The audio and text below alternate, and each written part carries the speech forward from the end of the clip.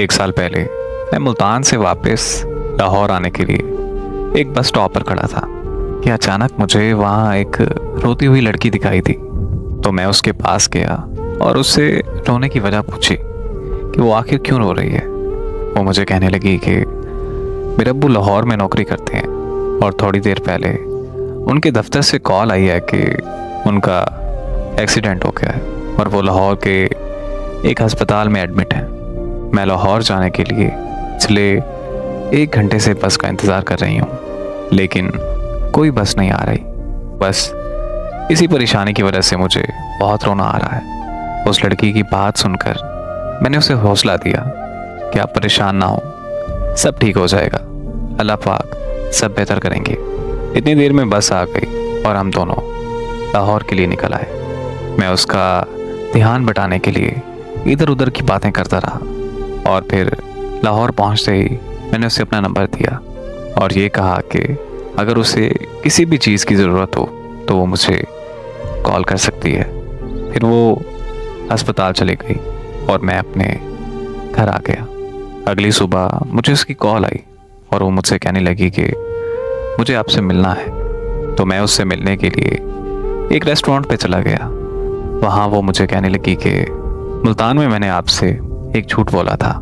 मेरे अब्बू अस्पताल में दाखिल नहीं है, बल्कि वो तो मुल्तान में है और बिल्कुल तंदुरुस्त है।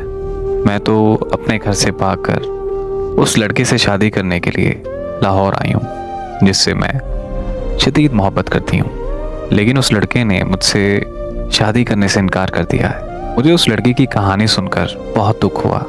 तो मैंने उससे पूछा कि क्या मैं उसकी कोई मदद कर सकता हूँ। उसने कहा कि मैं यहाँ किसी को नहीं जानती और अभी अपने घर वापस भी नहीं जा सकती, तो क्या तुम मुझे कुछ दिन के लिए अपने घर रख सकते हो। मुझे उसकी हालत देखकर उस पर बहुत तरस आया, लेकिन मैं उसे अपने घर नहीं लेके जा सकता था क्योंकि मेरी फैमिली उसको घर रखने के लिए कभी तैयार ना होती। इसीलिए मैंने उसे साफ साफ इनकार कर दिया। मेरा इनकार सुनते ही वो वहाँ से रोती हुई चली गई। मैं घर वापस आया तो बहुत परेशान था। अम्मी ने मुझसे परेशानी की वजह पूछी तो मैंने अम्मी को सारी बात बताई। तो मेरी अम्मी ने कहा कि जाओ और उसे घर ले आओ। और इस तरह मैं उसे अपने घर ले आया और कुछ दिनों के लिए वो हमारी फैमिली का हिस्सा बन गई और मुझे उससे बहुत प्यार हो गया। एक दिन हम दोनों घर की छत पर बैठे थे तो मैंने उसे प्रपोज कर दिया। वो लड़की बहुत खुश हुई और मुझे कहने लगी कि इससे बड़ी खुशकिस्मती मेरे लिए क्या हो सकती है। उसने मेरा प्रपोजल एक्सेप्ट कर लिया। इस तरह हम दोनों की शादी हो गई और हम अपनी ज़िंदगी हंसी खुशी गुजारने लगे।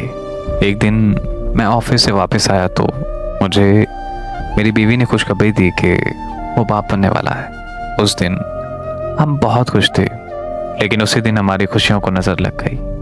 मैं मार्केट में घर के लिए कुछ सामान लेने गया हुआ था कि मेरे भाई की मुझे कॉल आई कि फ़ौरन घर आओ। घर पहुंचा तो पता चला कि मेरी बीवी के घर वाले आए थे और वो लोग ज़बरदस्ती मेरी बीवी को अपने साथ मुल्तान ले गए। मुझे कुछ समझ नहीं आ रही थी तो मैं पुलिस स्टेशन गया और मैंने उन्हें सारी बात बताई। उन्होंने मेरी रिपोर्ट दर्ज कर ली और मुझे यकीन दिलाया कि वो मुझे इंसाफ दिलाएंगे और मेरी मदद करेंगे। 1 हफ्ते बाद मुझे अदालत का नोटिस मिला जिसमें लिखा था कि मेरी बीवी मुझसे तलाक लेना चाहती है। ये पढ़ते ही मैं उससे मिलने उसके घर मुल्तान चला गया, लेकिन उसके घर वालों ने मुझे उससे मिलने नहीं दिया। फिर मैं वापस घर आकर अदालत की तारीख का इंतज़ार करने लगा। उसे नहीं लेकर आए, बल्कि उन्होंने ये बोल दिया कि वो बीमार है और अदालत में पेश नहीं हो सकती। फिर यूं ही तारीखों का सिलसिला चलता रहा और ऐसे ही इंतज़ार करते करते 5 महीने गुजर गए। फिर एक तारीख पर उन्हें मेरी बीवी को लाना पड़ा। मैं उस दिन बहुत खुश था क्योंकि मैं उससे मिलने वाला था और मुझे लग रहा था कि आज फैसला हो जाएगा और मेरी बीवी मुझे मिल जाएगी। लेकिन जब मैंने अपनी बीवी को देखा तो मेरे पैरों तले ज़मीन निकल गई, क्योंकि मैंने देखा कि उसके पेट में बच्चा नहीं है, यानी वो मेरा बच्चा गिरा चुकी थी। फिर उसने जज के सामने कहा कि मुझे इससे तलाक चाहिए क्योंकि मैं उस पर तशद्दुद करता हूँ और मेरे तशद्दुद की वजह से मेरा बच्चा ज़ाया हो गया।